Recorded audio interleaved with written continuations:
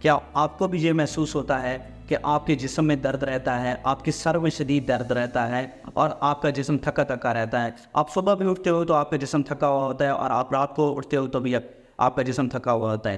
پانی کی کمی کی وجہ سے آپ کے اندر ڈی ہائیڈریشن کا عمل ہوتا ہے۔ ڈی ہائیڈریشن کے عمل کی وجہ سے آپ کے جسم میں پانی کم ہوتا ہے، جس کی وجہ سے بلڈ پریشر کم ہو جاتا ہے، اور بلڈ پریشر کم ہونے کی وجہ سے آپ کے پورے جسم میں جو خون کی جو بندش ہے وہ ہو سکتی ہے، جس کی وجہ سے آپ کو چکر آ سکتے ہیں، آپ کے سر میں شدید درد ہو سکتا ہے، اور آپ کی جو جسم ہے وہ تھکاوٹ کا شکار ہوتا ہے۔ تو اس چیز سے پریشان نہیں ہونا ہے، یہ صرف اور صرف جو آج کل کی گرمی پڑ رہی ہے اسی کی وجہ سے، کیونکہ آپ کو پسینہ بہت زیادہ آتا ہے اور آپ کا پانی جسم سے بہت زیادہ خارج ہوتا ہے، اس کی وجہ سے آپ کو ڈی ہائیڈریشن یا پانی کی کمی ہو جاتی ہے، جس کی وجہ سے بلڈ پریشر بھی کم ہو جاتا ہے۔ تو اس لیے آج کل کے دنوں میں کم از کم آپ کو 8 سے 12 گلاس پانی کے پینے ہیں، اور اگر یہ چیزیں آپ کو بہت زیادہ محسوس ہو رہی ہیں، بہت زیادہ تھکاوٹ محسوس ہو رہی ہے، تو آپ نے کیا کرنا ہے کہ جو چائے ہے، کافی ہے، جب کوئی آپ ادویات لے رہی ہیں جس سے آپ کی جو پانی کا خارج ہے، آپ کو جو چھوٹا پیشاب یا یورین ہے وہ بہت زیادہ آ رہا ہے، تو اس کے آپ نے برعکس اگر یہ دوائیاں استعمال کر رہے ہیں اس قسم کی، تو آپ نے ساتھ ساتھ جوسز استعمال کرنے ہیں،